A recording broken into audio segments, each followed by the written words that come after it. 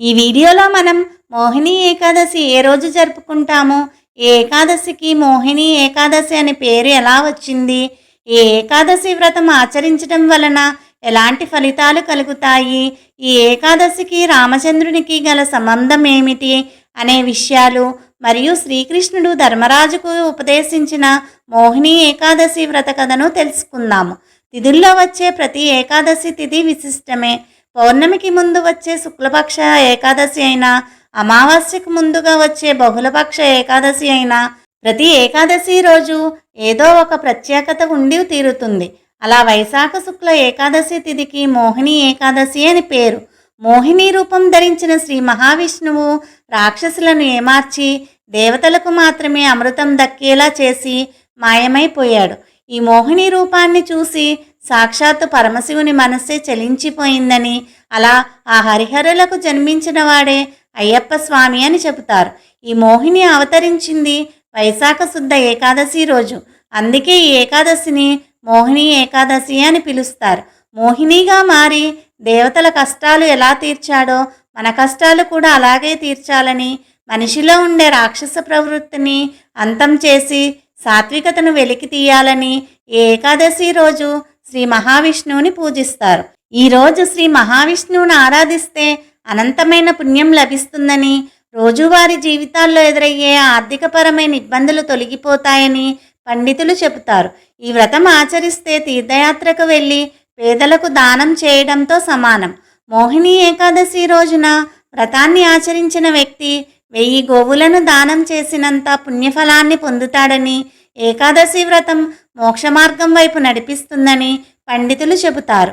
ఆరోగ్య సమస్యల వలన కానీ వేరే ఇతర సమస్యల కారణంగా వ్రతాచరణ చేయలేని వారు కనీసం వ్రతకథను పూర్తిగా శ్రద్ధాభక్తులతో వినినా అంతే ఫలితము కలుగును. మోహిని ఏకాదశి వ్రతకథ.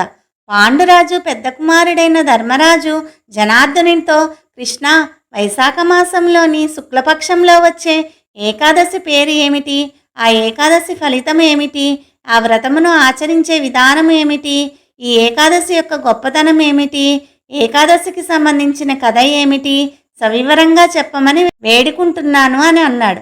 ధర్మరాజా, పూర్వము శ్రీరామచంద్రుడు నీవు నన్ను అడిగినట్లుగానే వశిష్ఠ మహర్షిని ప్రశ్నించాడు. వశిష్ఠుడు శ్రీరామచంద్రునికి మంచి కథను ఒక దానిని చెప్పాడు. ఆ కథను నేను నీకు వివరంగా చెప్తాను అన్నాడు శ్రీకృష్ణుడు. శ్రీరామచంద్రుడు వశిష్ఠునితో, మునిశ్రేష్ఠ, సమస్త పాపములను నశింపచేసేది, సమస్త దుఃఖములను పోగొట్టునట్టిది వ్రతములు అన్నిటిలోకి ఉత్తమమైన వ్రతమును గూర్చి మీ ద్వారా వినాలని కోరుకుంటున్నాను అని అడిగాడు. అప్పుడు వశిష్ఠ మహర్షి, రామచంద్ర, నీవు చాలా మంచి ప్రశ్న వేశావు. ధర్మస్వరూపుడువైన నీవు ఇటువంటి ప్రశ్న వేయడం తగినదే. అందువలననే నీ నామమును తలిచినంత మాత్రముననే మానవుడు పవిత్రుడవుతున్నాడు. ప్రశ్న వేసిన వారిని బట్టి వారి యొక్క బుద్ధి చాతుర్యం తెలుస్తుంది. శ్రీరామ, వైశాఖ మాసంలోని శుక్లపక్షంలో వచ్చే ఏకాదశిని ద్వాదశ విద్ద ఏకాదశి అని అంటారు. ఈ ఏకాదశికి మోహిని అని పేరు. ఈ ఏకాదశి సమస్త పాపములను హరిస్తుంది, అన్నిటికంటే శ్రేష్టమైనది. ఈ ఏకాదశి వ్రతమును ఆచరించినందువలన మానవుడు మహాపాతకముల సమూహము నుండి, సమస్త వ్యామోహముల నుండి విడిపించబడతాడు, విముక్తిని పొందుతాడు. అందువలన నీ వంటి వారిచే ఈ వ్రతము తప్పక ఆచరింపబడాలి. సమస్త పాతకములను, సమస్త దుఃఖములను ఈ ఏకాదశి వ్రతము నివారించును, పుణ్యములను ప్రసాదించును. శుభప్రదమైనది అగు ఒక కథను నీకు చెప్తాను. ఏకాగ్రమైన మనస్సుతో నేను చెప్పే కథ విను. అట్లా వింటే విన్నంత మాత్రం చేతనే మహాపాపములన్నీ నశిస్తాయి. రామచంద్ర, సరస్వతీ నదీ తీరము మిక్కిలి మనోహరంగా ఉంటుంది. దాని ఒడ్డున అందమైన పట్టణము ఒకటి ఉన్నది. ఆ పట్టణముకు భద్రావతి అని పేరు. ఆ పట్టణమును ద్యుతిమాన్ అనే రాజు పరిపాలిస్తూ ఉన్నాడు. శ్రేష్టమైన రాజవంశంలో జన్మించినవాడు, సత్యవాక్య పాలనయందు నిష్టగలవాడు, చంద్రవంశంలో జన్మించినవాడు, మంచి ధైర్యవంతుడు, సత్యప్రతిజ్ఞ కలవాడు. ఆ భద్రావతి పట్టణములోనే ధనపాలుడు అనే పేరు కలిగిన, ధనధాన్యాది సకల సంపదలు కలిగిన వైశ్యుడు ఒకడు ఉన్నాడు.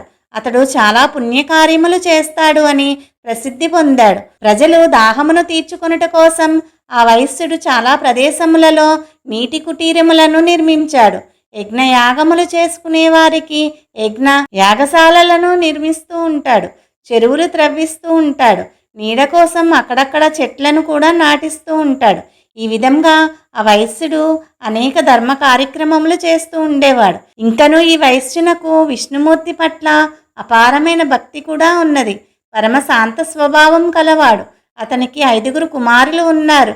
మొదటి వాని పేరు సుమనుడు, రెండవ వాని పేరు ద్యుతిమంతుడు, మూడవ వాడు మేధావి, నాలుగవ వాడు సుకృతి, ఇక 5వ వాని పేరు దుష్టబుద్ధి. పేరుకు తగినట్లుగానే అతడు నిరంతరం మహాపాపములను చేయడంలోనే ఆసక్తి కలిగి ఉన్నాడు. ఎల్లప్పుడూ వేశ్యలతోనే తిరుగుతూ ఉండేవాడు. నిరంతరం విటులతో మాట్లాడుతుండేవాడు. తనను గొప్ప మొనగాడు అని భావించేవాడు. జూదము మొదలైన చెడు వ్యసనములందు ఆసక్తి కలిగి ఉండేవాడు. ఈ విధంగా దుష్టబుద్ధి న్యాయ విరుద్ధమైన ధర్మ విరుద్ధమైన పనులనే నిరంతరం చేస్తూ ఉండేవాడు.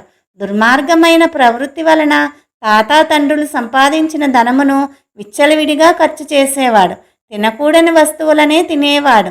మహాపాపాత్ముడైనాడు. తాను చేసే ఘనకార్యములను అందరూ చూచుచున్నారా లేదా, తనను గూర్చి ఎవరెవరు ఏ విధంగా అనుకుంటున్నారు అని అన్ని దిక్కులకు తన చూపును ప్రసరింపచేసేవాడు. ఇట్లా అతడు తిరుగుతుండగా ఒకసారి తండ్రి చూశాడు. అతనిని అసహ్యించుకున్నాడు. అందుకని తండ్రిపై కోపం తెచ్చుకుని ఇంటికి వచ్చిన తర్వాత చాలా బలము కలిగిన సేవకులచే తండ్రిని బయటకు గెంటి వేయించాడు. అతని ప్రవర్తన అందరికీ తెలిసింది. అతనిని బంధువులు ఎవ్వరూ చేరనివ్వడం లేదు. కొంతకాలానికి తన చేతి అందున్న ఉంగరములను కంఠాభరణములను తక్కువ ధరకు అమ్మేసి ఆ ధనముతో కొంతకాలము కాలక్షేపం చేశాడు. అతని వద్ద ధనం పూర్తిగా అయిపోయిన విషయం తెలుసుకున్నారు. అతనితో ప్రవర్తించిన వేశ్యలు అందరూ అతనిని వారి వద్దకు రానివ్వడం లేదు. ఒకవేళ వచ్చినా గుమ్మం వద్దనే తిట్టిపోస్తున్నారు, అవమానిస్తున్నారు. ధనహీనులైన వారితో వేశ్యలకు పని ఉండదు కదా. దుష్టబుద్ధికి ధరించడానికి పరిశుభ్రమైన వస్త్రములు కూడా లేకుండా పోయినవి.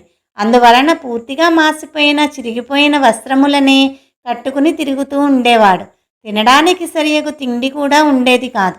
దానితో ఆకలితో బాధపడుతూ ఉండేవాడు. మిక్కిలి దుఃఖపడుతూ, అయ్యో, ఇప్పుడు నేను ఏమి చేయవలను, ఎక్కడికి పోవలను, ఇక మీదట నా జీవితం ఏ విధంగా గడుస్తుంది అని ఆలోచించసాగాడు. మరే విధంగానూ జీవితమును గడుపుకొనుటకు అతనికి అవకాశం లభించలేదు. చివరకు దొంగతనం చేయుట ప్రారంభించాడు. దొంగతనము చేయుట మొదటిసారి అయినందువలన మొదటి రోజునే రాజభటులకు దొరికిపోయాడు.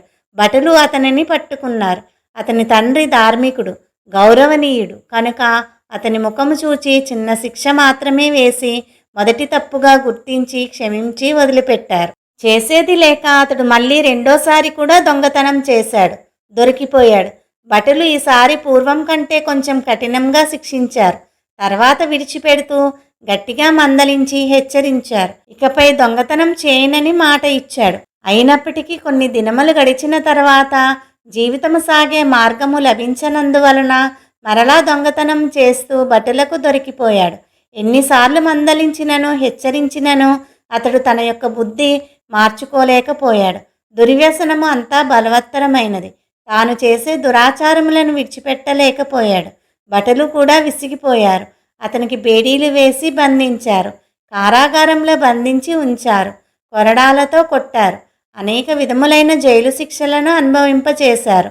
చిట్ట చివరకు రాజు వద్దకు తీసుకుని వెళ్ళారు. రాజు అతడు చేసిన నేరములను అన్నిటినీ విచారణ చేశాడు. బుద్ధిహీనుడా, నీ బోటి వారిని రాజ్యమునందు ఉండనివ్వకూడదు కనుక నీవు రాజ్యమును వదిలిపెట్టి వెళ్ళిపోమ్మని ఆదేశించాడు. జైలు నుండి తరిమి కొట్టించాడు. మిక్కిలి భయపడుతూ దుష్టబుద్ధి రాజ్యమును వదిలిపెట్టాడు. భయంకరమైన అరణ్యములకు చేరుకున్నాడు. ఆకలి దప్పికలకు మిక్కిలి బాధపడుతూ నీటి కోసం ఆహారం కోసం అరణ్యములో అటు ఇటు పరిగెత్తేవాడు. చివరకు ధనుర్బాణములను తయారు చేసుకున్నాడు.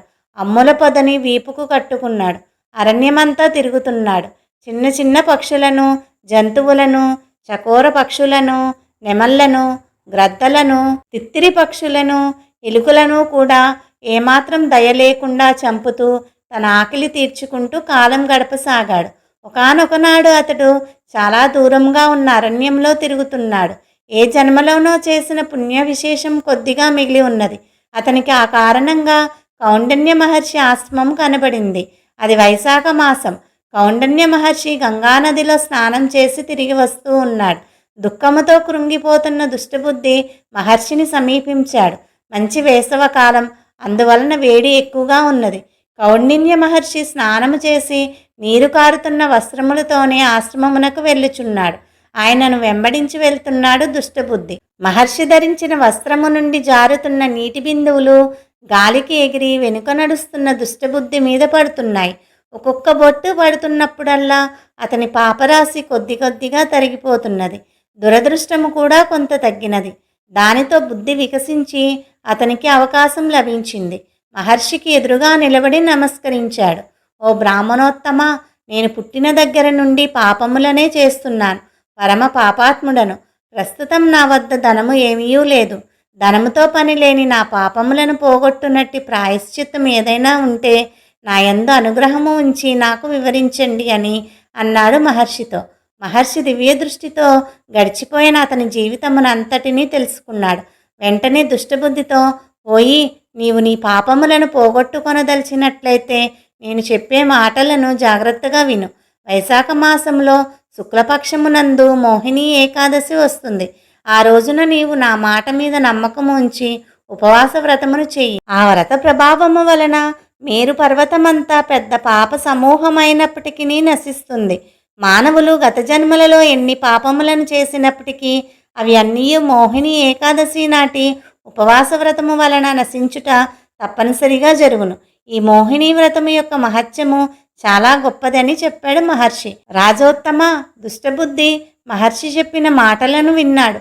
అపరిమితమైన ఆనందాన్ని పొందాడు. కౌండిన్య మహర్షి ఉపదేశించిన ప్రకారంగా శాస్త్ర పద్ధతిని అనుసరించి మోహిని ఏకాదశి వ్రతమును ఆచరించాడు.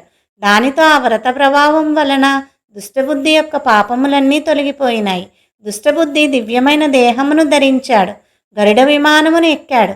ఏ బాధలు లేనటువంటి వైకుంఠ లోకమునకు చేరుకున్నాడు. రామచంద్ర, మోహిని ఏకాదశి మహిమ తెలిసినది కదా.